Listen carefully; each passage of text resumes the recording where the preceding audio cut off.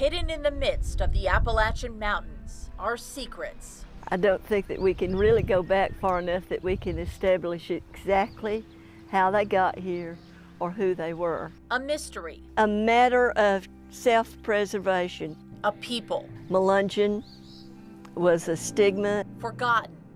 On purpose. I don't fault any of my ancestors for trying to preserve their lives.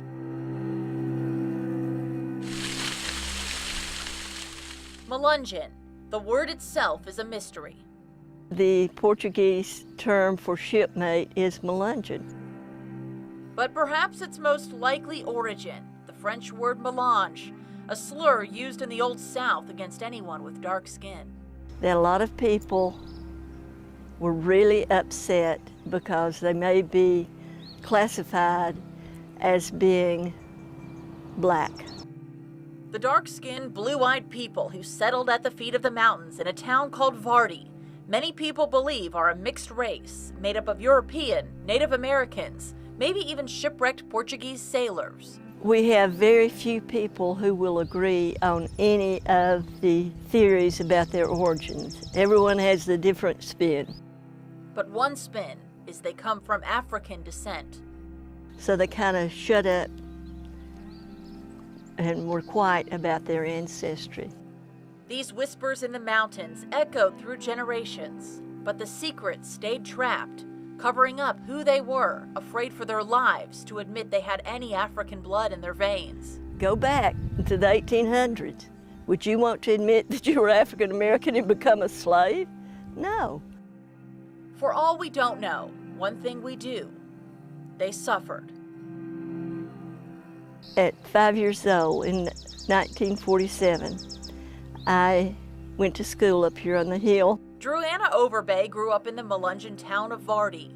It was the only life she knew, but without a clue about who she was. I came in and picked up the magazine, the Saturday Evening Post. My mother was inside, and she came running out, and she said, "You give me that dirty, filthy magazine, and I don't want to hear you mention it again." And she took it away from me. The people in the magazine were from Vardy. The faces looked like hers. Her curiosity grew roots, but her questions weren't answered. Whenever I first discovered that I am Melungeon, my mother absolutely was adamant that we were not. With their dark skin, they were forced to defend themselves against the shockwaves of racism sweeping a nation. She didn't want us associated with being Melungeon because she wanted to protect us. Because where there were secrets, also lurked danger. There was a fella in Virginia, Walter Plecker, who was emasculating young Melungeon boys. Because of his age, Druanna's brother was a target. Hitler even sent in his henchmen to study how to eradicate a race. And because Walter Plecker felt like that Melungeons were inferior, if there was one drop of African blood, they were supposed to be destroyed some way or another. But fear is no match for pride. Druanna worked to uncover her family's buried secrets. It wasn't until the end of the century that her mother opened up. She said, "I have something to give you. If you're going to tell this story, I might as well give you what I've got." And that's whenever she gave me that Saturday Evening Post magazine back.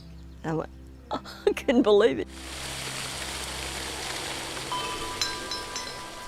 Now Druanna owns and works the original Melungeon homestead, preserving the land, bringing back to life the story that was never told. This is where my ancestry began. How much pride I have. Still, a mystery remains hidden in the mountains. We want to solve a good mystery. Finding the forgotten faces of Appalachia.